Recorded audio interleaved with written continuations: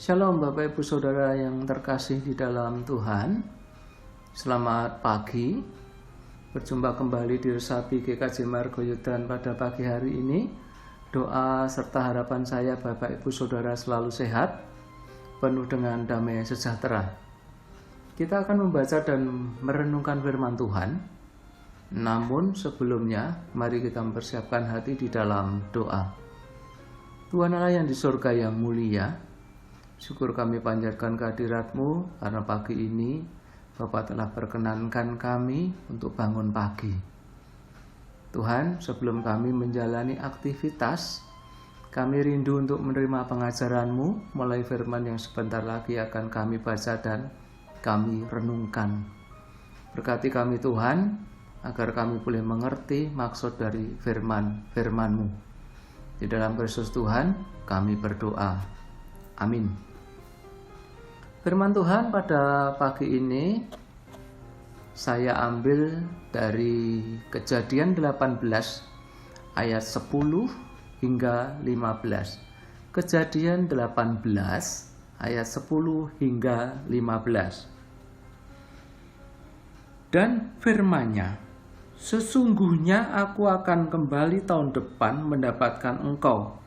Pada waktu itulah Sarah istrimu akan mempunyai seorang anak laki-laki. Dan Sarah mendengarkan pada pintu kemah yang di belakangnya. Adapun Abraham dan Sarah telah tua dan lanjut umurnya, dan Sarah telah mati haid. Jadi tertawalah Sarah dalam hatinya, katanya, akan biraikah aku setelah aku sudah layu, sedangkan tuanku sudah tua? Lalu berfirmanlah Tuhan kepada Abraham, mengapakah Sarah tertawa dan berkata, sungguhkah aku akan melahirkan anak, sedangkan aku telah tua? Adakah sesuatu apapun yang mustahil untuk Tuhan? Pada waktu yang telah ditetapkan itu, tahun depan, aku akan kembali mendapatkan engkau. Pada waktu itulah Sarah mempunyai seorang anak laki-laki. Lalu Sarah menyangkal, katanya, aku tidak tertawa, sebab ia takut. Tetapi Tuhan berfirman, tidak, memang engkau tertawa. Demikian Bapak Ibu yang terkasih, firman Tuhan pada pagi ini. Berbahagialah orang yang mendengarkan firman Tuhan serta melakukannya di dalam hidupnya. Tema pagi hari ini adalah orang percaya. Bapak Ibu Saudara yang terkasih di dalam Tuhan, firman pada pagi hari ini menceritakan bagaimana Abraham di dalam menjalani kehidupannya sampai usianya yang sudah tua, belum juga mendapatkan keturunan. Namun Abraham tetap setia dan percaya kepada Tuhan apapun yang terjadi. Walaupun dalam proses perjalanannya untuk mendapatkan anugerah Tuhan yang berupa anak, terjadi peristiwa-peristiwa yang membuat keluarga Abraham mengalami masalah. Pertama, ketika Tuhan menyatakan bahwa Sarah akan mengandung, namun Sarah meragukannya, meragukan kuasa Tuhan dengan tersenyum sinis. Masa sudah tua mengandung? Tertulis di ayat 12. Jadi tertawalah Sarah dalam hatinya, katanya, akan biraikah aku setelah aku sudah layu, sedangkan tuanku sudah tua?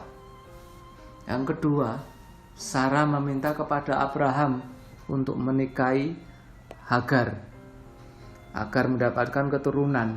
Namun faktanya malah memicu adanya konflik dalam keluarga.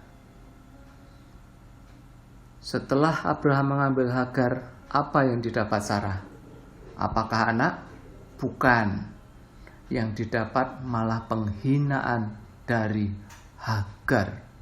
Nah, Bapak Ibu Saudara terkasih di dalam Tuhan Yesus, seperti Abraham, Tuhan menghendaki kita menjadi orang percaya.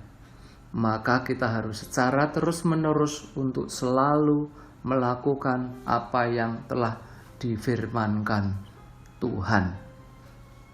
Walaupun banyak tantangan yang akan kita hadapi dalam hidup kita.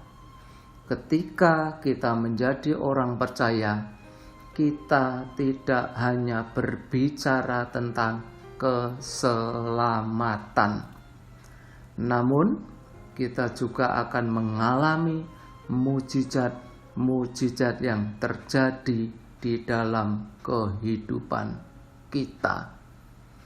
Nah, sebagai orang percaya, apakah kita sudah menunjukkan jati diri kita sebagai orang percaya?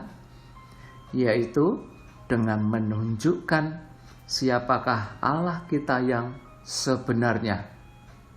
Ya, Allah yang setia, Allah yang penuh kasih, Allah yang tidak mendendam, Allah yang tak akan pernah membiarkan anaknya terjatuh tergeletak.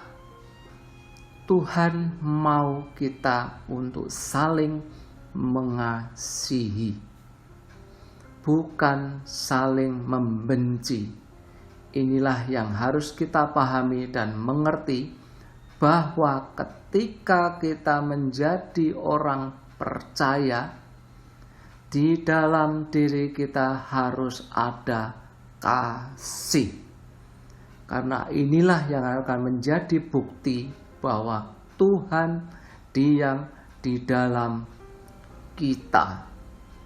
Jadilah orang-orang yang senantiasa menunjukkan karakter Bapa yang sebenar-benarnya dengan memperlihatkan kepada sekitar kita, dengan sikap hidup yang selalu berpegang pada kebenaran firman Tuhan.